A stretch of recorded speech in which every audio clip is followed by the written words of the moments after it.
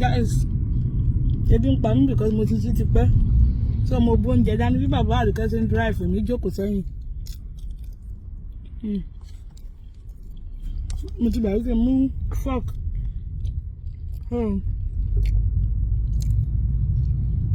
Mo ṣe ń bọ̀ mo fọwọ́ jẹ́ nì.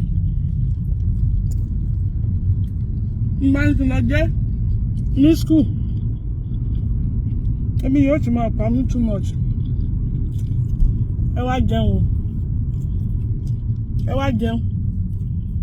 Bàbá rẹ̀ kíbá.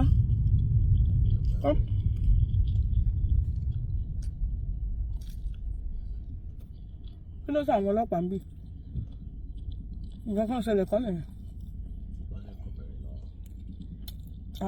Sáà ìjà yín.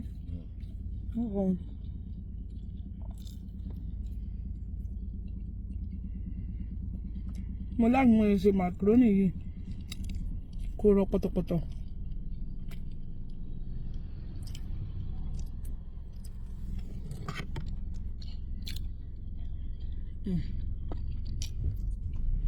That is life, oh. That is the life we are living in abroad. Wọ́n náà kó dé gbìyànjú alálé.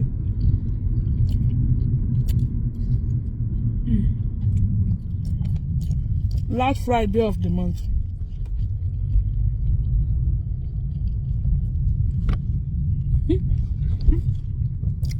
Mi mọ́ bá ṣe ń jẹnu pẹ̀lẹ́pẹ̀lẹ́.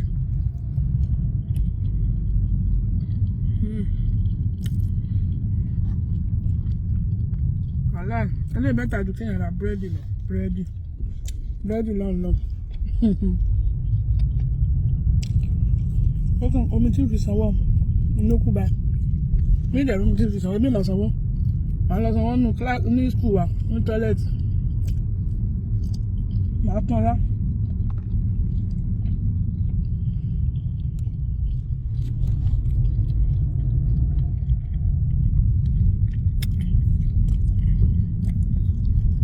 Kábàyọ̀ gbọ́ Mr. Man pé kán jọ o, kán dúró ká fi jẹun tán, wọn ò ní gbà.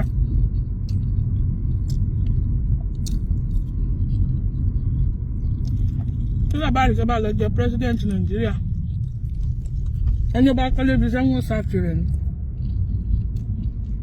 Wọn ò ní ro pé no complain.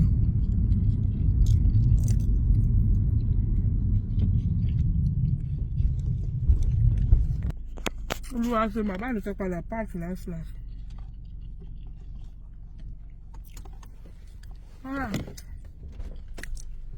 Ọbí ò dá lára.